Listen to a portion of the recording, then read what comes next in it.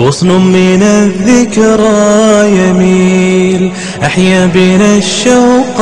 العليل مرت كما الحلم الجميل. يا حلوى تلك السنين يا حلوى تلك السنين. دار الذكر علم ونور الحاملات سنا ونور والراسمات هنا سرور. يا حلوى تلك السنين يا حلوى تلك السنين. غصن من الذكرى يميل أحيا بنا الشوق العليل مرت كما الحلم الجميل. يا حلوها تلك السنين. كانت لنا الدار منار كانت بحق خير دار والجد كان لنا شعار. يا حلوها تلك السنين. فيها المعلمة الحنون رمز اللطافة والسكون كانت إدارتنا تصون. يا حلوى تلك السنين. يا حلوها تلك السنين يا حلوها تلك السنين. نور من البسمات لاح والنفس يسكنها ارتياح فاليوم نفرح بالنجاح. يا حلوى تلك السنين. ولا أحسن إنه ولي ذلك والقادر عليه. الحمد لله رب العالمين وبه نستعين على أمور الدنيا والدين وصلى اللهم وسلم على نبينا محمد وعلى آله وصحبه أجمعين. ما بعد، أيها الإخوة والأخوات، الله تبارك وتعالى وحو أبوري نبي آدم سوى كليجي كدبنا وحو كأبوري حاسكيسي حواء كدبنا وحا كترمي لبضوضة بني آدم كفرها بدن الشعبية بقبيلوين كمجتمعات كالنقضي مجتمعات كاس ابن آدمكو إلهي تبارك وتعالى ابن آدم كمركو أبوري طبيعات أوحو قليي وكو أبوري إن أوسن كليجي نولان كرين ويلازم تهي إنو ضدك الله نولاده بل إن كليجي قوني الله حره ولا حنبه ولا كرانتيله والنوع كمid noocyada lagu ciqaabo ibn aadamka sabab wuxuu u baahnaa dhan la siiyay hadii dadka intiisa kale laga xiro waa nooc cuquba ah bal isagoo la xirin hadii muaamalada laga joojisto oo hadalka iyo la tacaamulka laga joojisto cuquba waa ugu filanta sida qisadii ay tilmaamaysay saddexdii saxaabiye lagu ciqaabay hal laga aamuso. ابن آدم كمركا وكائن اجتماعي ومخلوق إلهي أبوري أو أباهن إنو لنولاده إساقط عد لمده لا تعامله لا شيكيسته وحلو وداقه مركو يسوي ماذا ابن آدم كي وحوداقه وحكت حين ينا وحياله لقى مرمانك وحا كمده إن أوليه النظام أكوض النولاده نظام أكوض النولاده وحكوض قفصده دنيه سكو إلى شده حقوق دي سكو دورته وإنو ليه وإنو كلا ضمين جرتو اسم قلتشرو دنيه سئي مصالح دي سعام كي كتا حيساي ما إيمان كرتو حبينا كلا ضمين إيه اسم قل إيه وحوض قفصي أسنجر والله ما يا ساس ترادد بالنبي قلنا صلوات ربي والسلام عليه الله مركو صو صاري ورسالة يحلك اللور ديبي لقب الله kooxdii ugu horeysay iyo jamaacadii ugu horeysay ee rumaysay nabiga sallallahu alayhi wasallam isaga madax u ahaa isagaa nadaaminayay isagaa kala habaynayay isagaa culaysyada ku yimaada kolba maaraynayay sidii kolba looga xal loogu heli lahaa culayska haysta mar ardul xabasha aada soo noqda haddana taga mar madiine qaarkood aada yacni xuluusha nebigu sal alla alay wasalam uu qadimayay waxay ahayd mid ku socota koox raacsan nebiga sal alla alay wasalam oo nadaamsan oo kala dambayn ku socota nebi maxamed markuu soo hijrooday sal alla alay wasalam oo uu madiine yimid oo mujtamacii qiimaha badnaa iyo dowladdiisii ka dhisay dowlad nadaamsan bay ahayd oo kala dambayn loo ismaqlaysa marnaba uusan yacni aan ka ilduufin salawaatu rabbi wasalaamu calayh mujtamacaas iyo siduu ugu tarbiyayn lahaa kala dambaynta iyo ismaqalka sidaas siduu u ahaabuna ku geeriyooday nebigu salawaatu rabbi wasalamu caleyh nolosha muslimiinta o dhan u nadaamsanay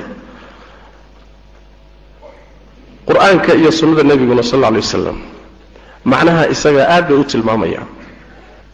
miaallo dhowra haddaan soo qaadanno qur-aanka kariimka wuxuu ina barayaa mujtamacu sidiisaba waa qoysas isu tegay qoysku waa unuga koobaad ee uu mujtamaca ama bulshadu ka samaysan tahay waay qoyska oo marmarka qaarkoodba laba ruux ka kooban ninka iyo xaaskiisa bas ninka iyo xaaskiisa keliyaba ka kooban intayna carruuri meeshaba imaanin shareecada islaamku iyo qur-aanka kariimkii wuxuu u dejinayaa nidaam ma aha fawdo ma aha fawdo ma aha saas daraaddeed baa rabbigeen tabaaraka wa tacaala wuxuu yidhi alrijaalu qawaamuuna cala annisaa raggu iyagaa waxay yihiin kuwa guriga mas-uulka ka ah oo loogu talagalay inay dumarka toosiyaan dumarkuna waa inay raggooda ka amar qaataan oo ka dambeeyaan ma jirto wax la yidhaahdo anta amiir wa ana amiir faman yasuuqi alximaar yacni waxa weeye adiguna amiir baa tahay anna amiir baan ahay ma dhisnaanayo gurigu ma dhisnaanayo lianna ibni aadam baa wax wadaagaya laba ruux baa wax wadaagaya sidii ay ku kala dambayn lahaayeen waa in la helo nidaamkay ku socon lahaayeenna waa in la helo nidaamkiina rabbi waa ka dejiyey tabaaraka wa tacaala maxaa laga rabaa xaaska maxaa laga rabaa ninka maxaa xil saaran maxaa waajibaad saaran maxaa lagu leeyahay nidaamkiina waa loo dejiyey xilkii iyo mas-uuliyaddiina waa la tartiibiyey sidaasaa qoyska muslimkaa lagu dhisay waa laba ruux marmarka qaarkood haddii laba ruux ay shareecadu nidaamisay billaahi calaykum mujtamac ka kooban kumanyaal iyo boqolaal nidaam la-aan in la dhigaayay ma saxsana mithaalka labaadi wuxuu yahay oo macnaha tilmaamaya nabigeenna salawaatu rabbi wasalaamu calayh waxa uu yidhi hadday laba ruux ay saddex ruux hadday baxaan safarna ay u baxaan mid iyaga ka mida madax ha ka dhigteen amiir ha ka dhigteen waa saddex ruux oo socotoo safar ah muhimmadoodu waa muhimmad wakhti leh baahidooduna waa baahi kooban tiradooduna waa tiro koobanoo waaba saddex ruux hawshay u socdaanna waa wax wakhti gaaban bay leedahay intay safarta dhammaysanayaan wa haddana maca daalika nebigu amar wuxuu ku bixiyey saddexdoodaasi muhimmadda safarka intay ku jiraan waa inay amiir leeyihiinoo midkood amiir u yahay amiir inay samaystaanoo sidaa ku kala dambeeyaanoo khilaafka ilaaliyo oo hawsha u qaybiyo oo masaalixdooda iyo danahooda ka shaqeeya ayib laba ruuxoo nin iyo xaaskiisa ah saddex ruuxoo safar ah mujtamac weyn oo muslim oo magaalo degan maxaad u malaynaysaa marka wuxuu leeyahy sheekhu islaam ibnu taymiya caleyh raxmat ullah iyo imaam shawkani iyo keyrkoodba waxay leeyihiin haddii saddex ruux oo safar caabir ah muhimmad aan sii soconayn oo gaaban amiir samaysta la yidhi mujtamacaadka magaalooyinka degan ee tuulooyinka degan ayaa ka mudan bay leeyihiin ayagaa ka mudan amarkaa inay qaataanoo amiir iyo kala dambayn inay yeeshaan bal waxaan shaki ku jirin intidaamka iyo kala dambayntu waa arrin fitri ah oo ilaahay tabaaraka wa tacaala iska daa ibni aadamkee xataa xayawaanaadka iyo xasharaadka ilaahay waa geliyey ilaahay wuxuu ku abuuray cayayaanka iyo xayawaanaadkaba wax la yidhaahdo kala dambayn inta isla nool inay kala dambeeyaan xoolaha noole la dhaqdo ayaa madax iyo minjo is-hogaamiye leh duurjoogta inta wada nool baa madax iyo minjo is-hogaamiye leh oo kala dambeeya xasharaadka dhulka korkiisa socda iyo kuwa duula shinnida iyo quraanjada iyo jidhca iyo kulli kala dambaynaya ismaqal bay leeyihin waa shay ilaahay tabaaraka wa tacaala makhluuqiisa uu geliyey wey waxaa ceeb weyn ah oo wax aad looga naxaa ciddii ilaahay caaqil ka dhigoo caqli siiyey caqli kadibna muslim ka dhigoo caqiido wanaagsan siiyey inuu fawdo ka shaqeeyo oo nidaam ku wada noolaan waayo oo kala dambayn waayo oo indha buuxin waayo oo ismaqli waayo waa ceeb aad u weyn waayo waa wax aad loola yaabo waayo cayayaanaadkii iyo xayawaanaadkii waxay ka maarmi waayeen oy fahmeen oo ilaahay fahansiiyey annagoo muslimiin oo ilaahay caqlina siiyey inaan garan weynoon ku tumanayo masale caadiya maaha nabigeenna salawaatu rabbi wasalaamu calayh meelaha ay ka muuqanayso nadaaminta iyo tandiiminta safar hadduu galayo magaalada madiina kama tegi jirin isagoo nin aan xilka usii dhiibin ama xaj ha aado ama dullaan ha u baxo intuu soo noqonayo waa inuu magaalada cid usii magacaabo hadduu ciidan yar dirayo haba yaraato tiradoodu 10 ruux ha ahaadeen ha ka yaraadeen ha ka badnaadeen hadduuba cid meel u dirayana nabigu salawaatu rabbi wasalaamu calayhi nidaam buu u samayn jiray hebel baa amiir ah ka dambeeya saas daraadeed abu muusa alashcari iyo mucaad ibnu jabal markuu u diray yaman nabigu wuxuu yidhi sal alla alay wasalam fududeeya oo dadka diintaa ku adkaynina u bishaareeya dadka oo dadka diinta ha ka eryina ismaqla oo kala dambeeya oo ha iskhilaafina waa laba nin oo muhiimad loo diray waa ismaqla oo kala dambeeya bal nabigeenu salawaatu rabbi wasalaamu calayh saxaabadu markay ku yidhaahdeen yaa rasuul allah kaannaha mawcidatu muwaddicin faawsina loo dardaaran hadalkaagu muxuu u egyahay nin sagootinaya dadkiisiiye noo dardaaran maxaad noo dardaarmaysa nabigu wuxuu yidhi sal alla alay wasalam uusiikum bitaqwa allah waasamci waataaca waxaan idiin dardaarmayaa alla cabsidii waa qodobka asaasiga iyo inaad maqashaan ood yeeshaan dadka madaxdiinna meesha uu geliyey nabigu u fiirsa salawaatu rabbi wasalaamu calayh ummaddan marka mujtamac meel degani kama maarmo kala dambayn salaad baa ilaahay inoo jideeyey kala dambayn baa laynoo habeeyey safaf iyo imaam horeeya ku daydo ha khilaafina ka dabagalo ha ka hormarina ha garab ordina waa tarbiya layna siinayo waa asxaabu rasuulillah sallallahu alayhi wasallam oo nabiga wax ka bartay ragii uu soo saaray ahaa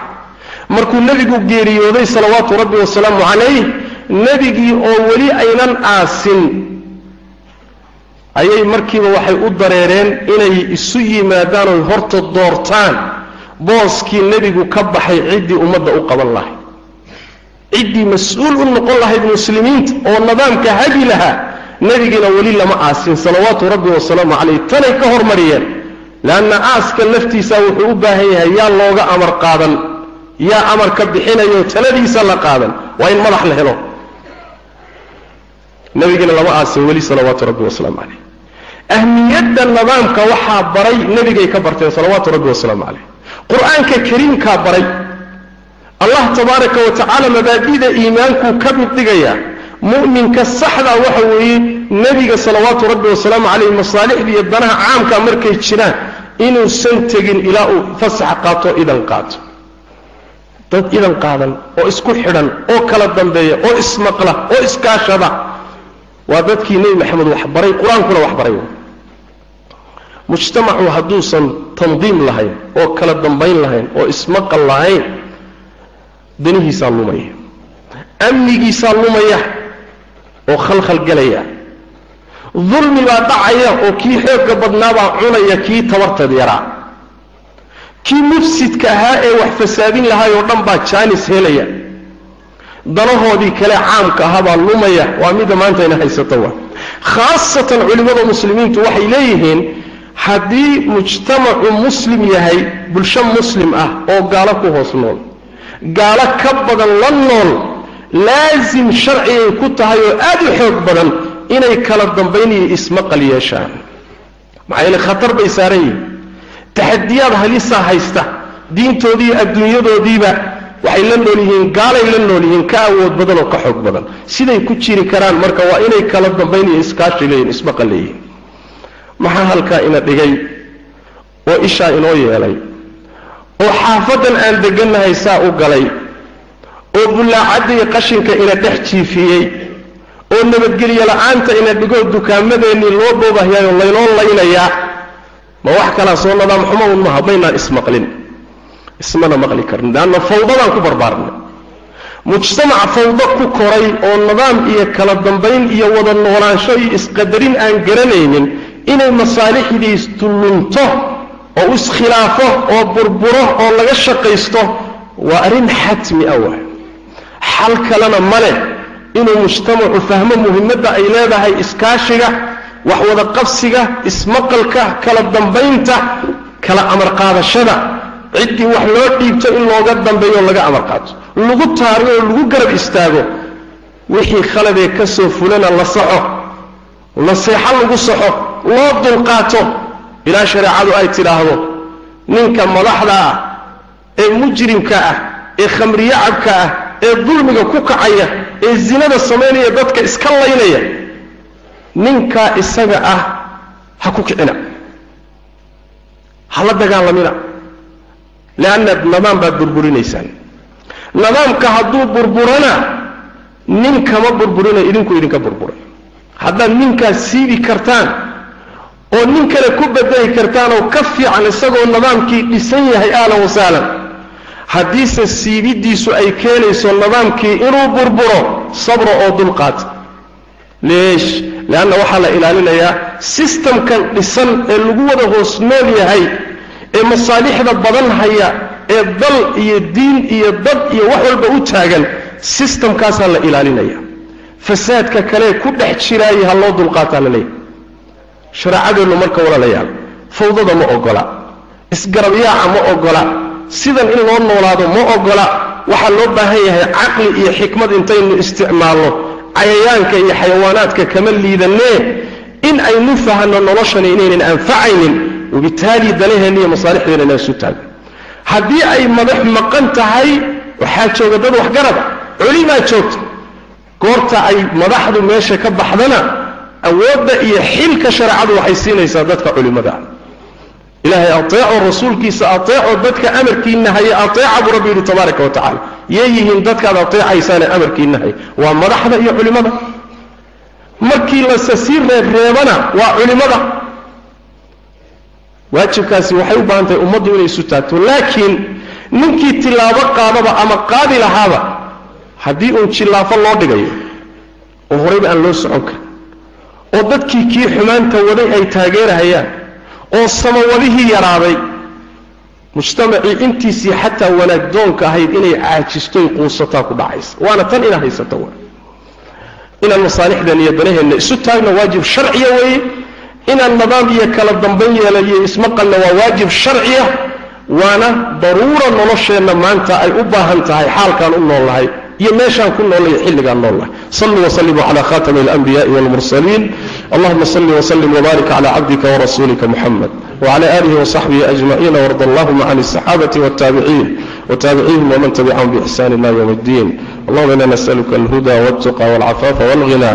ربنا ظلمنا أنفسنا وإن لم تغفر لنا وترحمنا لنكونن من الخاسرين اللهم يا أرحم الراحمين برحمتك نستغيث اللهم اغفر للمسلمين والمسلمات والمؤمنين والمؤمنات الأحياء منهم والأموات برحمتك يا أرحم الراحمين عباد الله إن الله يأمر بالعدل والإحسان وإيتاء ذي القربى وينهى عن الفحشاء والمنكر والبغي يعظكم لعلكم تذكرون